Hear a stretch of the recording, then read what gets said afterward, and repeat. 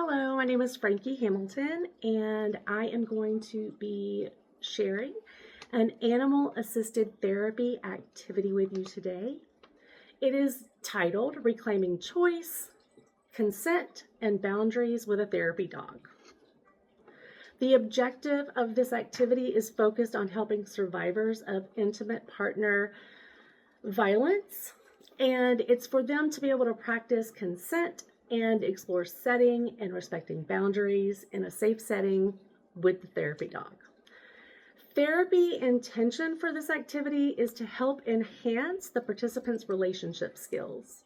So some supplies you're going to need is obviously a therapy dog and the supplies needed for the therapy dog, such as a leash, a harness, a bed or a blanket for them to retreat to if they need a break or while you're having the discussion opportunity with the participant. You're also going to want to have maybe a clicker and some healthy treats for the dog. You're going to want a timekeeping device. You're going to need a journal or some paper along with pen or pencil for each participant, because towards the end of the session, there is a self-reflective opportunity for the participants. You're also going to need the handouts, the dog body language handout, and the journaling questions handout. You're going to need perhaps tape and push pins to be able to hang these up so that the participants are able to see them. Today, we are not going to be doing that. So for my activity today, there's no tape and push pins. You're also going to need seating. And for the participants, you're going to want to have carpet squares or cushions or chairs so that they have a place to sit while they're waiting their turn. Now, to set up for the activity, the first thing you want to do is to find a calm and peaceful location that has minimal distractions. Also, you want it to be large enough for the size group that you have.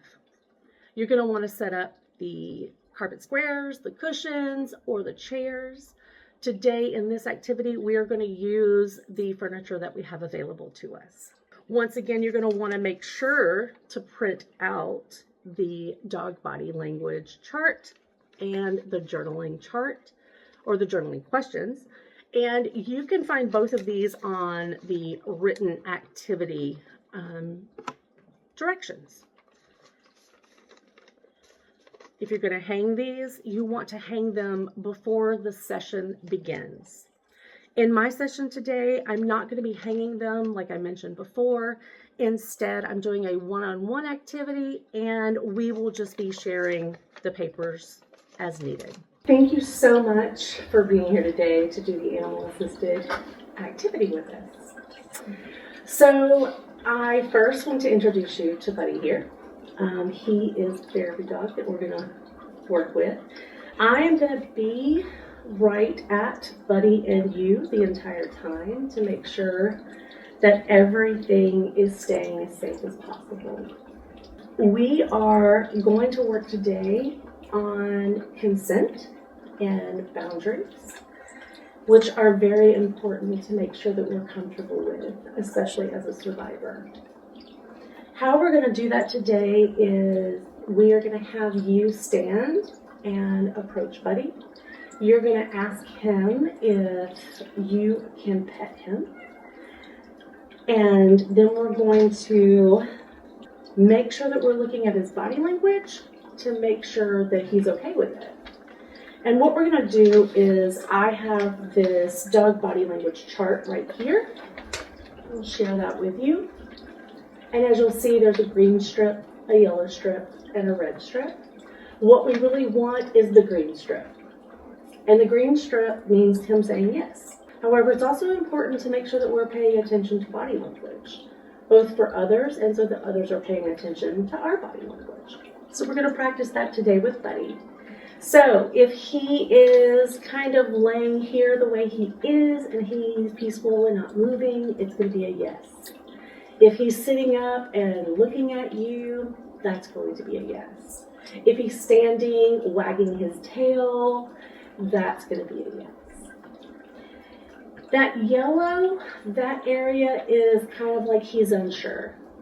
We'll know that he's unsure if he's kind of turning his head away from you, or if he's kind of tucking back, or if he's standing, if he begins to tuck his tail under, or if it's down. The red, we are going to know that he does not want pets if he walks away. If he turns his back to you, we are going to notice that he is anxious if he begins to lick his lips a lot and then turn away from you. Now, with the goat, there's also a possibility that he may get up and go to you and lick you, or even want to go sit with you on the couch. If any of that makes you uncomfortable, you are welcome to let me know. And like I mentioned before, I'm here to intervene and to make sure that safety and comfortability is a main goal. Both for you and for Buddy. If anything happens to where I need to intervene where Buddy is saying no a lot, we may interrupt the animal part of our activity. Okay. And then if he goes to his bed, we are going to also know that that means that he wants to stop. So, again, how we're going to do this is you are going to stand up.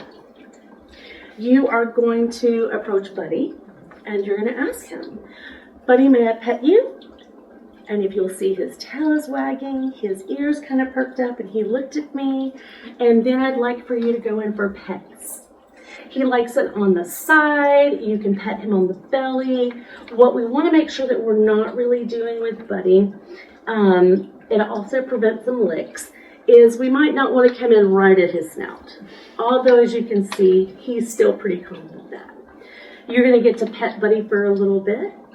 I'm going to let you know when the time is up. Good boy. And then you're going to go back. You can either sit back down, you can just take a couple of steps away, and we're going to do this a couple of times. Is all of that clear? Yes. And then obviously, if he were to get up and walk away or anything like that, then that means no. Once we have done that a couple of times, as you see, there's a journal and a piece of paper and a pen.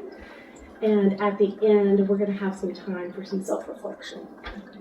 We're also going to have a little bit of discussion time that we'll be able to get through. So, are you ready to begin? Yes. Alrighty. So, Buddy seems very comfortable lying down. He's enjoying the pets I'm giving him. So you can feel free to go ahead.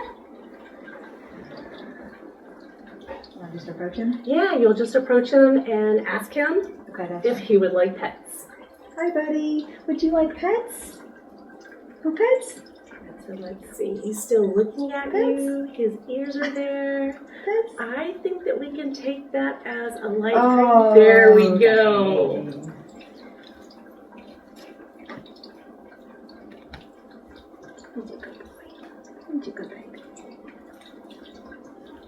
Alrighty, I'm going to try to reset Buddy, and you could reset yourself. Buddy, come here. Right here, not to her yet. Here, come with. And turn. And sit. Aww. Let me try to reset him one time. Oh, Buddy, you are not following boundaries. Let's come here. Are you okay with him after stepping with him? Okay, Buddy, let's sit. And let's wait. Let's wait. And then whenever you're ready. Buddy, can I pet you? And I think him reaching to you, what did that feel like? It felt like he really wanted me to pet him. Yes.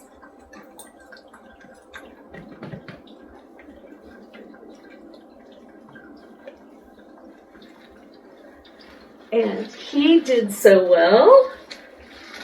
Would you like to give him one of his favorite treats? Yes.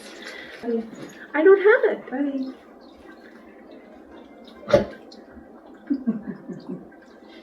That is a good boy. And would you like to pet him one more time before we finish? Alrighty. So I'm now going to release Buddy for him to go wherever he wants to. Like I mentioned before, if he goes onto the couch with you and I need to remove him, I can. And okay, so now, if you're okay with it, we're going to discuss the questions together. Okay. And you have the choice to skip a question if you would like, okay? So first, what did it feel like to ask for permission? It felt pretty good. Yeah? Yeah.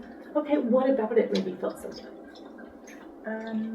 It was nice knowing that he needed to wait for me to be near him, so I liked that it was okay for him to let me know if it was okay or not.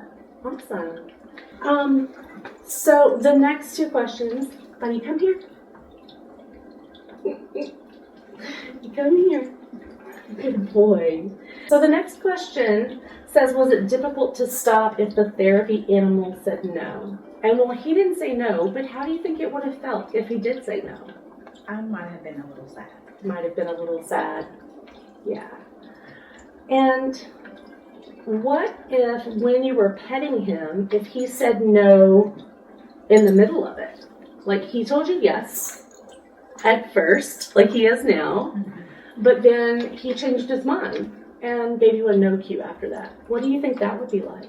I think I just would have been unsure as to why that happened. Did I do something wrong? So would it have felt a little difficult? A little bit, yeah. How do the boundaries and the consent that we practice today in this activity with Buddy, how do you think it relates to your relationship with people in your day-to-day life? I need to make sure that if I'm gonna, come in close contact with somebody, that I am welcomed in their space and close to them. If they want to have me, give them a hug or a handshake or something like that. And what was the difference between communicating through body language rather with words, since, Buddy can't talk? I mean, we're kind of used to words. We're used to people having to either say no or say yes. But it did kind of remind me that I can just look and see. And if it doesn't seem like, someone wants me approaching them, that I should, ask. Yeah. Well, before we finish, I just want to see if you have any other questions for me before we close the session down. No, right now. No, Okay. It was a lot of fun. Okay. Well, and we'll meet again, and you have the journal to take with you, so you can give more time to this activity, and we can discuss things later if you need to be. So I want to thank Buddy for being here. He just went to one of his spaces. And thank you for participating. But before we go, I just would like for us to take a couple of deep breaths. Let's go.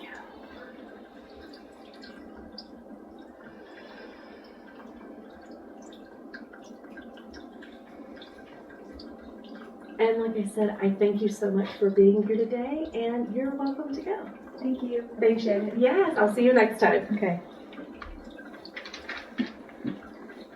And so there are also opportunities to change up what we are doing and making sure that we're meeting the needs of other people. This does not have to be with people with intimate partner violence histories. It can be done with individuals that do not have trauma. This activity can be done with children, adolescents, or teens. It can also be done if you do not have a dog. You can also use a large stuffed animal. With the stuffed animal, you're not going to be able to have them have the body cues. You can say what the response is for the animal and have the participant respond appropriately. Well, I thank you so much for your time, and if you've got any questions, I guess you can reach out to me. Until next time.